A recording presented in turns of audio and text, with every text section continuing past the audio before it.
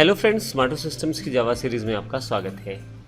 पिछले सेशन में हमने एक बेसिक ओवरव्यू से लिया है एग्जैक्टली मेथड है क्या और वो क्या करने वाला है।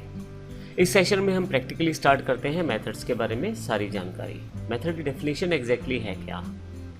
जैसा कि हमने देखा था, मेथड जो है एक पर्टिकुलर टास्क को एग्जीक्यूट कर सकता है। तो हम ये कह सकते हैं कि मेथड जो है वो कलेक्शन ऑफ स्टेटमेंट्स है। काफ़ी सारी स्टेटमेंट को एक साथ आप कलेक्ट करके रख सकते हैं और जैसे आप इसे कलेक्ट करते हैं तो ये एक ब्लॉक फॉर्मेट में आ जाता है और इसका आप एक नाम रख सकते हैं। जैसे नीचे की तरफ दिया गया एक मेथड जो हम काफ़ी देर से प्रयोग करते आ रहे हैं, पब्लिक स्टैटिक वॉइड मेन इसका नाम है। और यदि आप राउंडेड ब्रैकेट में देखें तो कुछ पैरामीटर इसमें पास किए गए हैं, स्ट्रिंग, एरे, आर्गुमेंट। इसकी जानकारी भी लेंगे हम आने वाले सेशन में। यहाँ इस ऊपर वाली ब्रैकेट से नीचे वाली ब्रैकेट तक ब्लॉक बनाया गया है। इसके बीच में हम जो भी स्टेटमेंट डिफाइन करते हैं, कंपाइलर उन सबको एग्जीक्यूट करता है बारी बारी से। ये हमने पिछले सभी सेशंस में देखा है। तो एग्जैक्टली है क्या, हमारे पास मेन मेथड है और इसमें काफ़ी सारी स्टेटमेंट जब बनाई जाती हैं तो उसे हम एग्जीक्यूट कर सकते हैं। इसको प्रैक्टिकली देख लेते हैं ताकि हम मेथड्स को क्लियरली समझते चले जाएं। मेथड example.java के नाम से हमारे पास पहले से फाइल उपलब्ध है। यहाँ मेरे पास काफ़ी सारे एग्जाम्पल उपलब्ध हैं। इसमें से मेथड example.java को मैं डबल क्लिक कर देता हूँ, ये मेरे पास अवेलेबल हो जाएगा। यदि मैं इसे रन कर दूँ यहाँ से, तो जैसा हम जानते हैं और हमने इसे प्रैक्टिकली करके देखा है कि system.out.println के द्वारा जो भी हम डबल कोट्स में देते हैं वो सब प्रिंट आउट हो जाएगा और एज इट इज़ हमारे कंसोल पैनल पर आ जाएगा।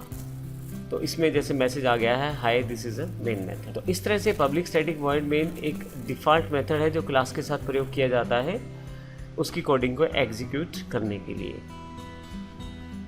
अगर हम मेथड्स की बात करें तो मुख्यतः जावा में हमारे पास दो तरह के मेथड अवेलेबल हैं, प्री डिफाइंड जो पहले से डिफाइंड है और यूज़र डिफाइंड जो हम डिफाइन करेंगे।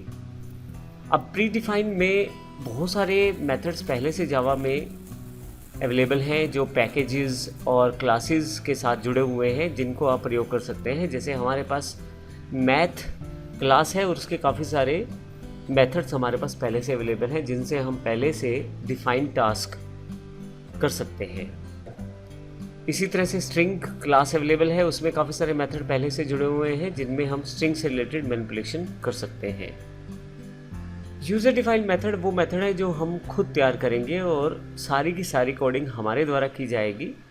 हम उसकी डेफिनेशन से लेके डिक्लेरेशन और एग्जीक्यूशन तक सारा प्रोसेस अपने हाथ में रखते हैं।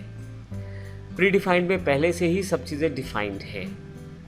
यदि हम यहाँ एग्जाम्पल के रूप में देखना चाहें तो मैंने यहाँ पे कुछ URL डिफाइन किए हैं। आप इनको प्रयोग करके पर्टिकुलर क्लास की मेथड्स की जानकारी ले सकते हैं। जैसे मैं एग्जांपल के लिए docsracle.com जावा SC 7 का एक math.html का पेज है, इसे क्लिक करके ओपन कर लेता हूँ।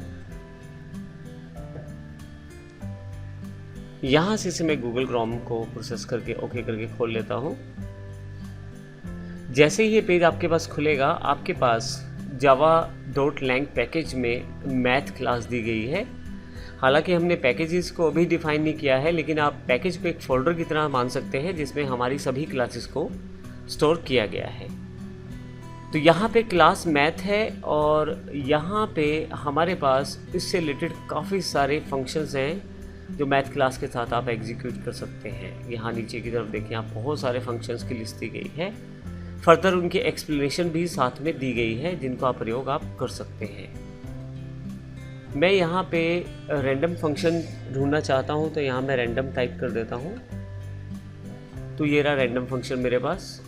रैंडम फंक्शन जो है हमारे पास यहाँ उपलब्ध है। यदि मैं इसे क्लिक कर दूँ तो इससे रिलेटेड इन्फॉर्मेशन आपके पास आ जाएगी कि रैंडम फंक्शन किस तरह से काम करता है। मैं इस पूरे प्रोसेस में आपको ये बताना चाहता हूँ कि जावा की बहुत सारी हेल्प ऑनलाइन पहले से अवेलेबल है और आप पहले से प्री डिफाइंड मेथड्स की जानकारी यहाँ से ले सकते हैं। मैंने केवल नीचे वाला लिंक क्लिक किया है, आप ऊपर वाले लिंक पर जा सकते हैं। आप गूगल का प्रयोग कर सकते हैं डिफरेंट तरह के प्री डिफाइंड मेथड्स की जानकारी के लिए। आइए, हमारे पास यहाँ दो एग्जाम्पल अवेलेबल है, इनको जान लेते हैं। मैथ्स मेथड example.java और मैथ्स मेथड 1example.java के नाम से। इन दोनों में हमने प्री डिफाइंड मेथड्स को प्रयोग किया है और देखें किस प्रकार से कार्य करते हैं। यहाँ हमारे पास मैथ्स मेथड 1 और मैथ्स मेथड एग्जाम्पल दोनों अवेलेबल हैं। मैं पहले मैथ्स मेथड को डबल क्लिक करके ओपन कर लेता हूँ।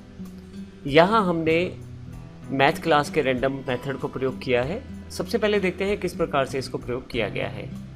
सबसे पहले हमने एक मैथ्स मेथड एग्जाम्पल क्लास ली है, पब्लिक स्टैटिक वॉइड मेन एक जो डिफ़ॉल्ट मेथड है उसका प्रयोग किया है, और एक प्री डिफाइंड मेथड के लिए हमने मैथ्स डॉट रैंडम क्लास का प्रयोग किया है।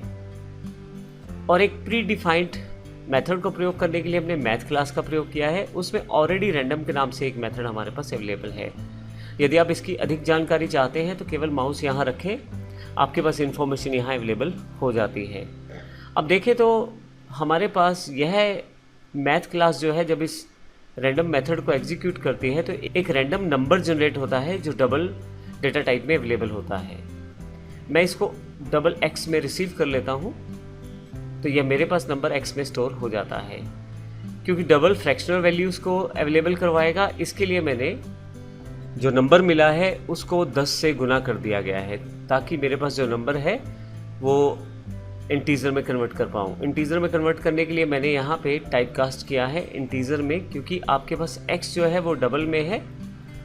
जब आप डबल से इंटीजर यानी कि बड़ी डेटा टाइप से छोटी डेटा टाइप में आएंगे तो स्पेसिफिकली आपको एक्सप्लिसिटली टाइप कास्ट करना पड़ता है। मैं यहाँ डबल से इंटीजर में आना चाहता हूँ तो यहाँ मैंने इसको इंटीजर से टाइप कास्ट किया है।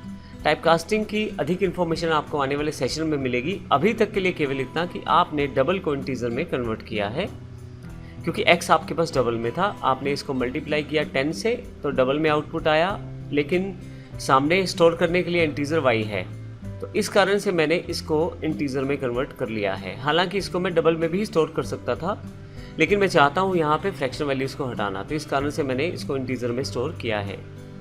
और नीचे की तरफ मैंने डबल x यानी कि जो x वेरिएबल था डबल डेटा टाइप का उसको भी प्रिंट करवाया है, और y जो कि मेरे पास इंटीजर है उसको भी प्रिंट करवाया है। अब मैं एग्जीक्यूट करके देखता हूँ यहाँ से, तो आप देखेंगे कि रैंडम डबल वैल्यू जो है वो तो 0.81377 बहुत बड़ी वैल्यू अवेलेबल हो गई है, और नीचे जो वैल्यू अवेलेबल हुई है वो 8 अवेलेबल हुई है। क्योंकि मैंने 10 से गुना कर दिया था तो इस कारण से मेरे पास केवल पहला जो न्यूमेरिक डिजिट है डेसिमल के बाद उसको 10 से गुना करने के पश्चात इंटीजर में कन्वर्ट करने के पास दिखा दिया है।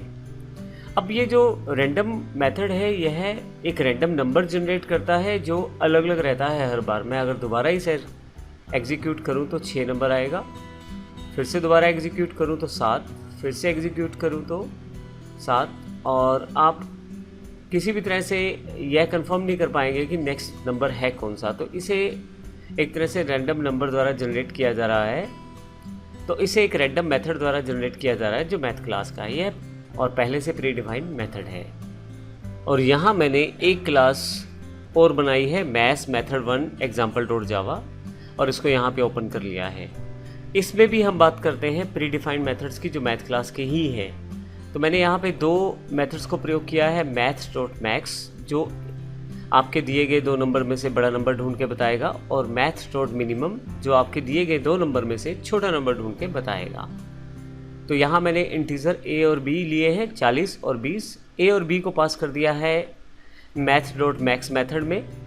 अब यहाँ से जो आउटपुट आएगा उसे c में स्टोर किया जाएगा, और उसमें मैंने नीचे प्रिंट करवा लिया है।